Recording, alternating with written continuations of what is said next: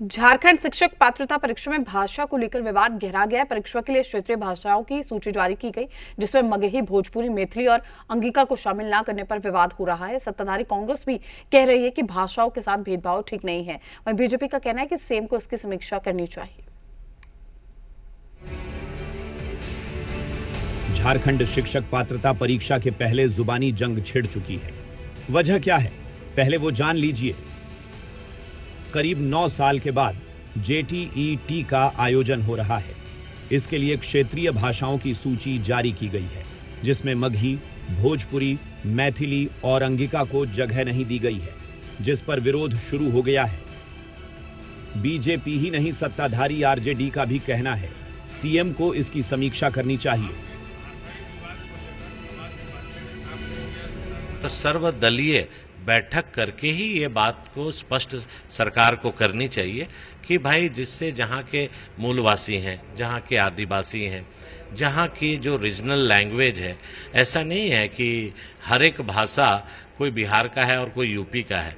जो लोग यहाँ रहते हैं, मूलवासी हों, उनका जो रीजनल लैंग्वेज है उस भाषा को प्राथमिकता जरूर देनी चाहिए थी जेटेट में। जेटेट परीक्षा से भोजपुरी, मगही, अंगिका को हटाना है, ये अत्यंत चिंताजनक विषय है। झारखंड सरकार, माननीय मुख्यमंत्री इस पर पुनर्विचार करें।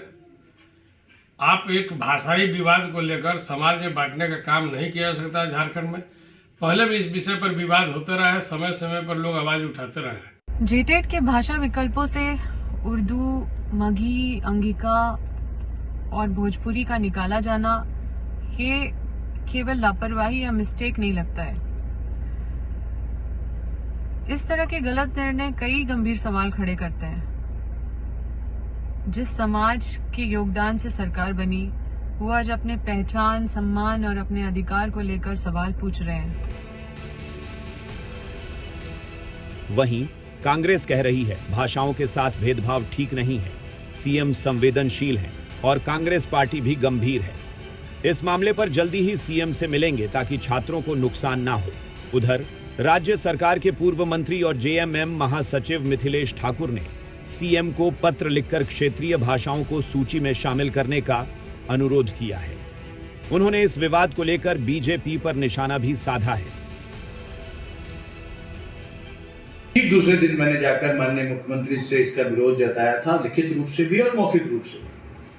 और अभी ये पार्टी के महासचिव के नाते भी पिछले साल मैंने जून में मेरे पास पत्र की प्रति भी है कि मैंने माननीय मुख्यमंत्री को पत्र लिखा और कहा था कि उनसे अनुरोध किया था कि उनकी पलामू, चतरा, सिर्फ पलामू का ही नहीं, चतरा का भी, कि मगही, भोजपुरी भाषाओं को शामिल किया जाए जेटेट की परीक्षाओं में, ताकि वहाँ के जो छात्र हैं उनके साथ किसी तरह का अन्याय ना हो।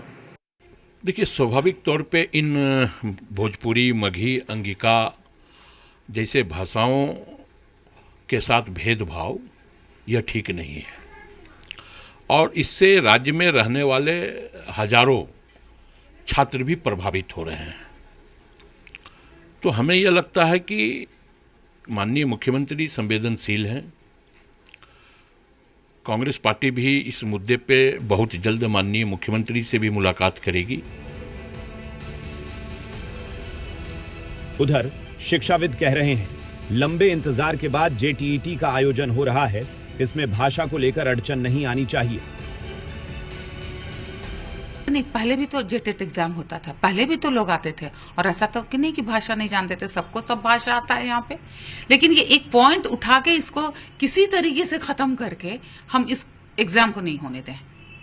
हमारा तो यही लगता है कि एग्जाम जितना डिले करें, ये इस अब पॉलिटिकल कहिए, सोशल कहिए, स्टूडेंट्स का कहिए, स्टूडेंट्स तो चाहता है, लेकिन ये पॉलिटिकल और कुछ सोशल लोग चाहते हैं कि भाई ये एग्जाम आगे बढ़े। JTET के लिए 21 अप्रैल से ऑनलाइन आवेदन की शुरुआत होगी। आखिरी बार साल 2016 में यह परीक्षा हुई थी, जिसके बाद इस बार आयोजित की जा रही है। ऐसे में अधिकतम उम्र सीमा में 9 साल की छूट दी गई है, लेकिन क्षेत्रीय भाषाओं को लेकर विवाद अभी बरकरार है। झारखंड में लगभग 9 साल बाद जेटेट की परीक्षा आयोजित होनी है, लेकिन जेटेट में भोजपुरी, मगही सहित कुछ भाषाओं को शामिल नहीं किए जाने के बाद से ये मामला तूल पकड़ता जा रहा है, राजनीतिक रंग लेता जा रहा है, तो वहीं परीक्षा में इन भाषाओं को शामिल करने की मांग भी होने लगी है।